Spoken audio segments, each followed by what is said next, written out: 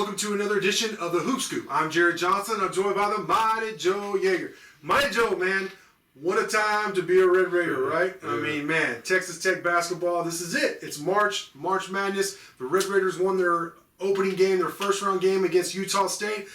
It was, I guess at first we were kind of having a heart attack. I was worried about you. I know a lot of us on the board were freaking out. But then, man, they came through, blew the Aggies out in the second half. Big win. Now it's on to play Arkansas, 5-10 Sunday on TNT in Indianapolis. Yeah, this is the time of year we love the most. It is. So it really is, and it's going to be a great game against Arkansas. And who's to say how it's going to go? Because it's going to be the coin toss sort of a game. It really is. Yeah, I agree. And before we go and kind of preview Arkansas a little bit, just what was your main couple of takeaways from the win over Utah State in the first round?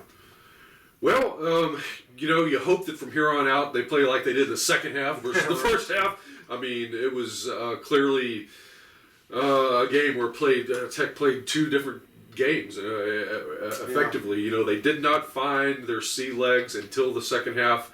There were some adjustments in the second half. Guys simply played better in the second half, hit some shots. And you hope that maybe that first half was just the sputtering and the nerves and just getting into the flow of the NCAA tournament. It's such a huge event. The entire country is focused on you. Mm-hmm. There's pressure galore. It's one and done. Your season. That's it. Yeah, a lot of pressure. Just about to be over. And particularly with your young guys who've never experienced this sort of thing before. Most of them had never played in the tournament. Sure, that's right. I mean, I know Tech had just played in the national championship, the last game before this tournament, and then we're in the Elite Eight, but almost none of those guys were on that team. That's right. And whatever happened, though, the second half, they got it together, and hopefully that's the team that we see from here on out. They got the hiccups out of the way, they got the nerves out of the way, and maybe they're ready to roll. I really love the contributions of Micah Peavy and Clarence Nadolny off the bench. I mean, how key do you think that's going to be against Arkansas? Huge. It really is because, we had seen this a little bit late in the season, particularly with Nadolny and a guy who didn't even play at all. Chibuzo Agbo was a guy. You started seeing these guys down the rotation beginning to develop late in the season. And so with Nadolny, he was the guy that really showed up. We all know what he brings, defense, but also facilitation. Physicality, very good rebounding guard. People have commented before on how great he is at blocking out. Yeah. He's the French bulldog. He hunkers down in there. Love it. And, and big guys have trouble with him. He can switch and guard big forwards down inside and hold his own there. Yeah.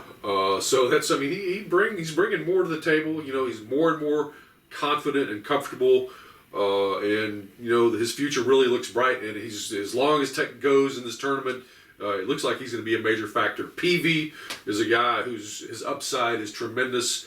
He's just coming on and getting better and better. I consider him the point guard for this team, even though Texas Tech does not have. Beard is all about positionless basketball, blah, blah, blah. You say he's the main facilitator? If you want to call him that, I'd say him and McCullough. I'll throw McCullough in there. He facilitates a lot. Right. But I think you're going to see from here on out, looking to next season, I think Peavy is going to be your guy who's going to be that facilitator, the stir that straws the drink. And so, a 6'7" guy who can do this sort of thing. So, I'm really liking what I'm seeing from him. Absolutely. All right, so Arkansas, a lot of talent on that team, 3 seed. Tech's favored by 1 point. Yeah. But which basically tells you on a neutral court, it's a coin toss. Sure. And the over/under is 141, which is high for Texas Tech. To give you an idea, again, with the Utah State game, it was 131, which was a little lower. They're usually in Big 12 play. Tech was around 133, 134. So what this tells me is that they're expecting Arkansas's kind of up tempo, spread you out kind of offense is going to result in more points for both teams. Yeah, and I think the slower the pace. If this game is down in the 60s, I think it's going to favor Texas Tech. If it gets up into the 80s, you may be in trouble. Yeah. The 70s, low 70s is kind of the gray area, and that's what they're predicting, which explains why it's a 1 point pick. Absolutely. So I think that's what's going on there. But Arkansas, it's going to be basically their offense against Texas Tech's defense is going to be kind of the marquee side of this game. So it may come down to how Tech's offense does against Arkansas's defense. Yeah. That's normally how that, when you have two strengths go against each other, sometimes they even each other out, and it's the other side of it, who steps up, who decides the game. So, man, I think more than anything, what Tech needs, and this is, Coach Beard said Captain Obvious, but they can't afford, and I said this before the Utah State game too, they can't have the Ofer games, from anybody. They can't have Terrence Shannon not produce points. They can't have Kyler Edwards, no show. And that's what they had in the first half, and they were trailing. The second half, both those guys tore it up, and they ran away. So, to me, you can't have an Ofer. I think Tech can compete with anyone as long as their players just play their game. Yes. I'm not saying they got to go crazy or go off, but just do what is expected of them.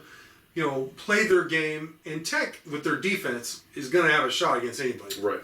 Yeah, and one other thing is you can't have these extended dead zones. Where you go 4 minutes without scoring. Or 5 minutes without a bucket, something like that, because this Arkansas team has enough firepower that if you have a stretch like that, they may put you under, right then and there.